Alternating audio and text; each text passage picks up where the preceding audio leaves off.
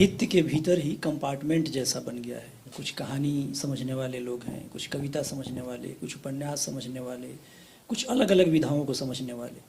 बाकी कलाओं की बात करें तो और भी ऐसे लोगों की संख्या अल्प है, कम है, जो सारी विधाओं को समझ सकें या बता सकें। आप चूँकि बहुत सारी विधाओं के बीच आवाजाही करते हैं, तो ये विधाएं कैसे एक दूसरे में जुड़ी हुई हैं। बहुत सारे हम लोग जानते हैं कि चित्रकला के जरिए कई आंदोलन की शुरुआत हुई जो बाद में साहित्य में आया। तो ये विधाएं आपस में बातचीत करती थी पहले, अब धीरे धीरे इनके बीच में भी जो सोता था, जो एक दूसरे से बहत जाता था यहाँ से वहाँ, वो पुल बन गया और रोक दिया गया, उनके बीच एक बैराज की तरह कुछ बना दिया गया। ये कैसे इसको देखा जाए, कैसे समझा जाए, इसका क्या असर हो रहा है अलग अलग विधाओं पर? ये असर तो खैर सीधा है कि भाई ज्यादातर संगीतकारों को पता ही नहीं होता है कि अच्छे कवि कौन से हैं उनके देश के, उनकी भाषा के। अच्छे कवियों को ये पता नहीं होता है कि उस इलाके के श्रेष्ठ गायक कौन से हैं। ये नर्तकियों को ये पता नहीं होता है कि अच्छे कवि क्या हैं, और अगर पता होता है तो उनको गहराई से पढ़ने का कोई प्रश्न नहीं उठता है। हम ऐसा समझे कि, और ये हमने मणिकौल में भी देखा, निर्मल जी में भी देखा, कि इनके लिए सारी कलाएं इनकी अपनी कला का अभ्यास करने के लिए अनिवार्य थी। और हम तो यही समझते हैं कि एक कला में, साहित्य में काम करने के लिए भी आपको सभी कलाओं में की समझ आपकी गहरी होनी चाहिए। मैं जो भी अन्य कलाओं में समझ अपनी कोशिश की, जितनी भी छोटी मोटी, वो सिर्फ कविता लिखने के प्रयास में की। मैं बिल्कुल समझता हूं ये कि आप आज बिना सिनेमा को समझे उपन्यास नहीं लिख सकते।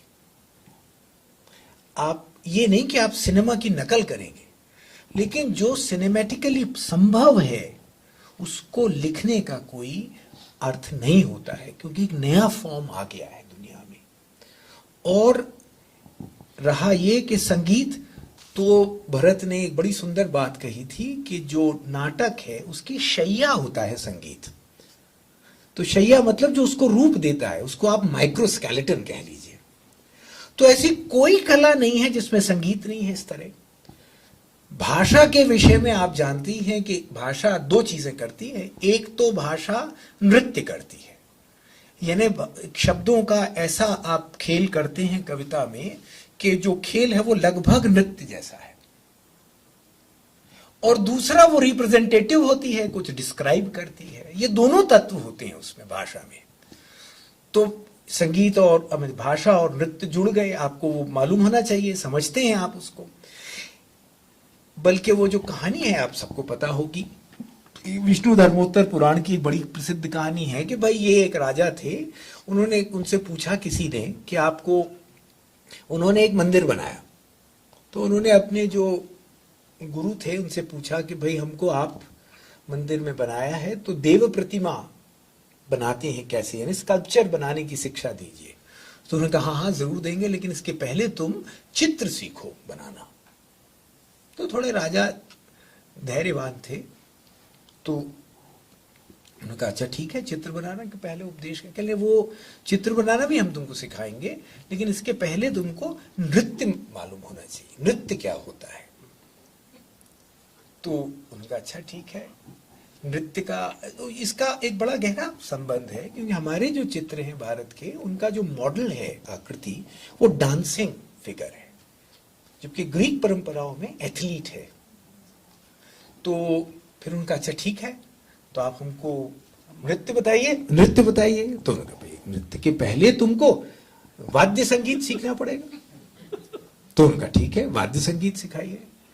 और ये लोगों का अनुभव है। हमारी पत्नी डांसर है अल्पना, वो हमेशा कहती है कि कोई संगीत बज रहा होता है तो अपने आप डांस की इच्छा होती है। तो नृत्य जो है, उन्होंने कहा भाई वाद्य संगीत सिखाइए। तो उनका वाद्य संगीत सिखाया, कह लें उसके लिए गान सीखना जरूरी है। तो उनका ठीक है, गान सिखाइए। उन्होंने कहा उसके लिए तुमको व्याकरण सीखना पड़ेगा। अब अगर आप याद करिए, जो विष्णु धर्मोत्तर पुराण में नहीं कहा है कि शिव के डमरू से व्याकरण पैदा हुई, तो ये सर्कल पूरा हो गया। एक से दूसरा, दूसरे से तीसरा, ये ऐसा एक चक्र चल रहा है। तो हर कला में हर एक कला है। तो आपकी शिक्षा, कवि शिक्षा जो है, और ये हमारे एक पुराना शब्द है, कवि शिक्षा में सभी चीजें आती थी। आप इनको संत कवियों को देख लीजिए, इनके बराबर गुरु ग्रंथ साहब में रागों के नाम लिखे रहते हैं। सूर के यहाँ भी, हाँ, सूर के यहाँ नाम लिखे रहते हैं रागों के। और तो इसका अगर आप उनकी कविता सूर की पढ़ें, आप तो हिंदी के विद्वान हैं, तो उसमें नृत्य है मौजूद, तो और उसमें चित्र भी बनते हैं वो सब। तो उनका ज्ञान उस तरह का होता है। ये कवि शिक्षा थी, वो सिर्फ भारत में ही नहीं थी, ये हर एक जगह होती थी। अब कवि शिक्षा में दो चीज सीखना पड़ती है। पहले तो अच्छे से आइडियोलॉजी आना चाहिए कि लिखना क्या है, और दूसरा लिखने की कुछ जुगत आना चाहिए। ये चूंकि मैंने मणि को देखा कि वो नृत्य पे भी इतने गंभीरता से बात करते हैं। ध्रुपद के तो खुद बड़े भारी शिक्षक थे। मैंने इतना सुंदर उनको वीणा बजाते और गाना गाते सुना, मैं तो खुद सीखा उनसे कई वर्ष। तो सिनेमा की व्यक्ति, साहित्य में इतनी रुचि लेते, नृत्य जानने वाले, संगीत का इतना गहरा ज्ञान, तो इस सब का असर हुआ होगा। और फिर मैंने एक बहुत महान घटना देखी भोपाल में होती हुई, कि एक संगीत की परंपरा के आदिवासी जनगढ़ सिंह श्याम, ये संगीत की परंपरा से आया हुआ लड़का महान चित्रकार बन गया। तो रूस में एक, इस पर मैं पेपर पढ़ने गया था, तो जो भारत के एम्बेसडर थे, जो भारत को वहां प्रतिनिधित्व कर रहे थे, वो उस बीच सेमिनार में खड़े होकर मुझसे बोले, ये कैसे हो सकता है, पेंटिंग की तो शिक्षा हमको लेनी पड़ेगी।